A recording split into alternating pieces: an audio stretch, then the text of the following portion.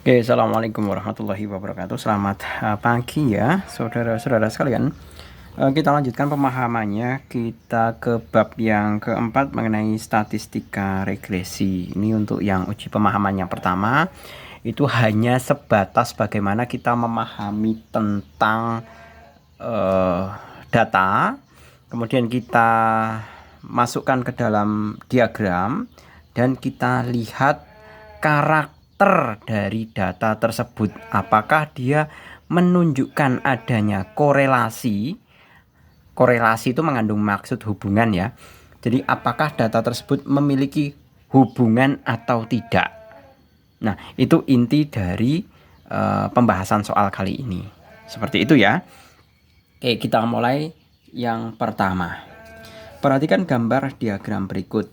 Hubungan antara nilai X dan Y pada diagram tersebut adalah, kita lihat di sini. Ini pergerakan data X dari kiri ke kanan. Dari ke kiri ke kanan, data X-nya itu semakin meningkat. Ya kan?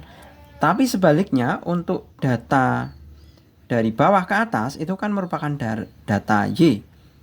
Seiring dengan peningkatan nilai X, ternyata mengakibatkan penurunan nilai Y-nya.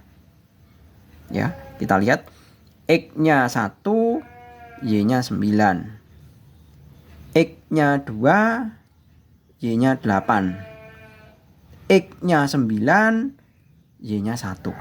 X semakin naik, Y-nya turun.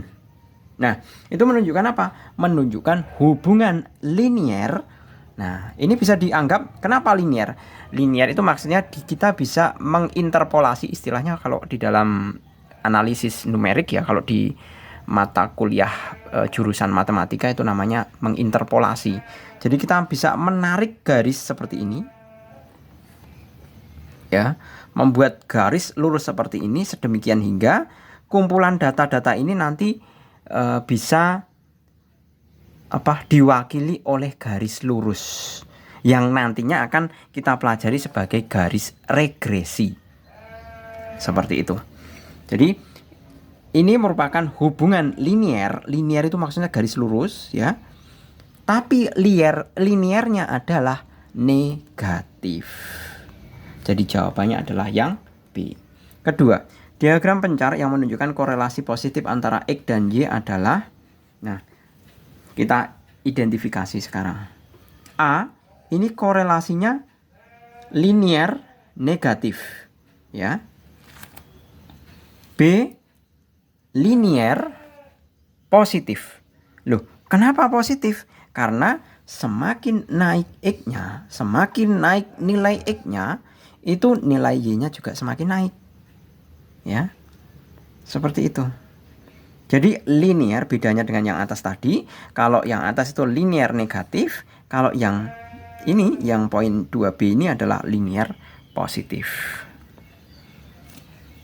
Untuk yang C, dia tidak linear. Ya, tidak berupa garis lurus kan ini, tidak linear. Kemudian yang D, tidak ada korelasinya.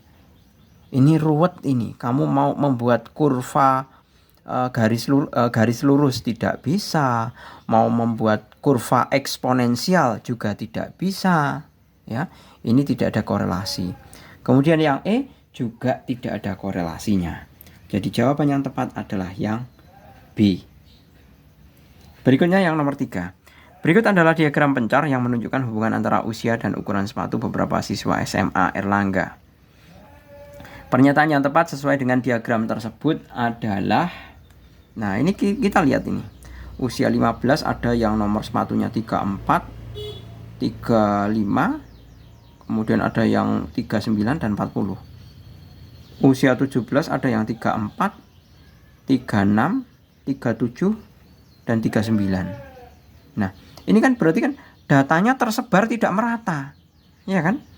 Berarti kita bisa menyimpulkan kalau tersebar tidak merata, kita tidak bisa membentuk garis linier, baik positif maupun negatif. Kurva eksponensial juga tidak bisa. Ya kan? Berarti kita bisa menyimpulkan bahwa yang ketiga ini adalah tidak ada korelasi antara usia dengan ukuran sepatu. Jadi kita bisa menjawab di sini ya, menunjukkan korelasi positif salah, korelasi negatif juga salah, tidak ada korelasi. Jadi jawabannya adalah yang C. Berikutnya untuk yang nomor 4. Berikut adalah diagram pencar yang menunjukkan hubungan antara berat badan dan tinggi badan beberapa remaja. Oke, seperti ini. Nah, ini kayaknya bisa dibuat kayak gini, garis lurus ini. Seperti itu. Coba kita lihat kesimpulannya ya. Ini kan dari kiri ke kanan ya. Dari kiri ke kanan semakin berat badan seseorang, itu tinggi badannya akan semakin tinggi. Ada kecenderungan semakin tinggi. Walaupun tidak pasti, kalau pasti itu garis lurusnya langsung panjang seperti ini. Tapi ini kan garis lurusnya memendek, hanya pendek persekitaran ini. Makanya di sini ada kalimat kecenderungan, cenderung seperti itu. Jadi coba kita cross check pilihan jawabannya. Pernyataan yang tepat sesuai dengan diagram tersebut adalah berat badan cenderung bertambah sesuai dengan pertambahan tinggi badan. Itu benar. Berat badan cenderung bertambah sesuai dengan pengurangan salah. Berat badan cenderung berkurang sesuai dengan pertambahan tinggi badan salah. Berat badan dan tinggi badan bervariasi, tidak ya. Hubungan antara berat badan dan tinggi badan tidak pasti. Ini udah jelas kelihatan hubungannya. Jadi jelas jawabannya adalah yang A. Berat badan cenderung bertambah sesuai dengan pertambahan tinggi badan. Yang nomor kelima sekarang. Pernyataan yang tepat sesuai dengan diagram tersebut. Nah, ini kelihatan ini. Udah bisa langsung kita buat dia linearnya negatif. Ya kan? Seperti itu. Jadi kalau linearnya negatif, kita bisa membuat kesimpulan bahwa kita cari luas wilayah tidak mempengaruhi kepadatan penduduk. Mempengaruhi. A, salah. Kepadatan penduduk selalu mengalami peningkatan. Itu juga salah. Ya. Salah ini. Kemudian semakin luas suatu wilayah, kepadatan penduduk cenderung mengalami peningkatan. Itu salah. Korelasinya negatif tadi. Semakin luas suatu wilayah, kepadatan penduduk cenderung mengalami penurunan. Nah, korelasi negatif berarti cocok. Jawabannya yang D. Seperti itu. Oke, gitu ya. Saya rasa cukup untuk pembelajarannya. Untuk yang jawaban yang B, nanti Pak Jul akan ilustrasikan, Pak Jul akan kerjakan dengan memakai komputer saja. Jadi tidak Pak Jul gunakan pakai grafik. Kalau grafik itu kan, kalau misalkan kita gambar, mungkin kan tidak kelihatan eksaknya. Dalam artian hasil pastinya kan pasti ada error ya, walaupun kita berusaha untuk lebih baik sih.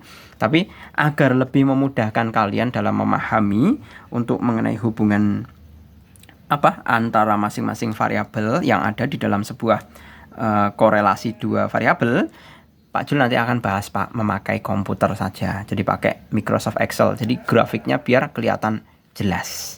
Oke, gitu ya. Saya akhiri, terima kasih, selamat pagi. Assalamualaikum warahmatullahi wabarakatuh.